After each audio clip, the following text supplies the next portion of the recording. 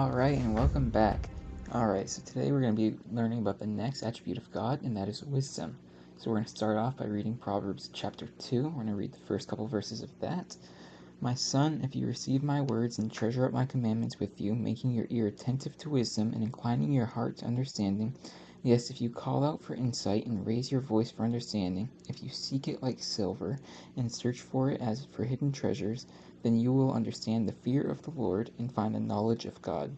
For the Lord gives wisdom, and from his mouth comes knowledge and understanding. He stores up sound wisdom for the upright. He is a shield to those who walk in integrity, guarding the paths of justice and watching over the ways of his saints.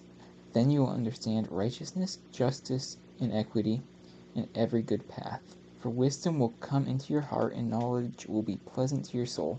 Discretion will watch over you, understanding will guard you, delivering you from the way of evil, from men of perverted speech, who forsake the paths of uprightness, to walk in the ways of darkness, who rejoice in doing evil, and delight in the perverseness of evil, men whose paths are crooked, and who are devious in their ways. Alright, so we need to receive God's word and treasure his commandments, as it says in verse 1. Well, what are his words? We don't need to look any further than the Bible. Hebrews 4:12 says, the word of the Lord is living and active, sharper than any two-edged sword. We should treasure the words of God in the Bible. Verse 2 says we should be attentive to wisdom and to incline our hearts for understanding. We should be striving to use more wisdom, and God's wisdom is perfect.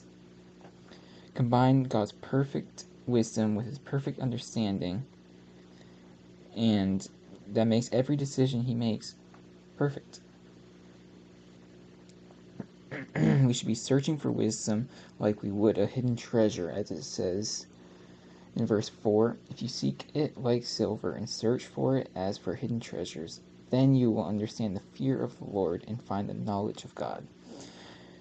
So we should be searching for wisdom like a hidden treasure. There is a reason Solomon asked God for more wisdom. For the Lord gives wisdom. And the reason is because it's a treasure, right?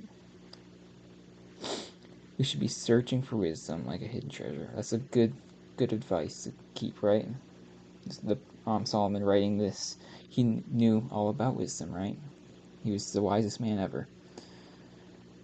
Without wisdom, knowledge is useless. If we don't have wisdom, then what's the point of our knowledge? We have to know how to use our knowledge for the best paths there are. He is a shield to those who walk in integrity, verse 7 says. So all those who walk in integrity and with wisdom, God is a shield for. He protects us. And verse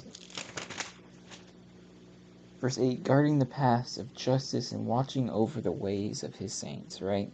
He's watching over us. He's a shield. He's our protector. And if we want wisdom, all we have to do is ask God for it. He'll give it to us. He also says that then you will understand the righteousness and justice and equity of every good path. For wisdom will come into your heart, and knowledge will be pleasant to your souls, right? So it'll come into us if we ask for it. Verse 10, yeah, that's what verse 10 says. So what does God's wisdom look like? God's wisdom means God chooses the best goals and how to achieve those goals in the best way possible. Psalms 104:24 says, O Lord, how manifold are your works. In wisdom you have made them all. So everything we see is a product of God's wisdom, right? Which is really cool. All creation, everything is because God's wisdom, and he made things the way he knew it was best. And it's not an accident, right? Everything is perfect the way God made them. All right. What can we learn about God's wisdom? Well, we can learn that God chooses those goals and the best way to achieve them. So wisdom can look the same to us. We just use our knowledge and try to apply it in the best way possible, right? We can pray for wisdom and God will give it to us. Maybe not all at once, but we can know in faith that our God tells us to seek it, so he will give it to us as well. And that wisdom that God gives us, we can use to protect or it is used to protect us, right? It can protect us from all the evil and perverse ways of this world, all the evil people, like it says, and help make our path straight, unlike the crooked who are devious in their own ways, right? So wisdom, super important, and it's something that you can never have enough of, right? Solomon, even he was the wisest man on earth and wasn't perfect. He still made mistakes, and he still, of course, needed God, right? We all need God for everything we do. We can't do anything without him, and he is perfect in his wisdom and makes the best choices for us and for himself, always, with his perfect knowledge. Alright, hope you enjoyed the video. Catch you all later. Bye.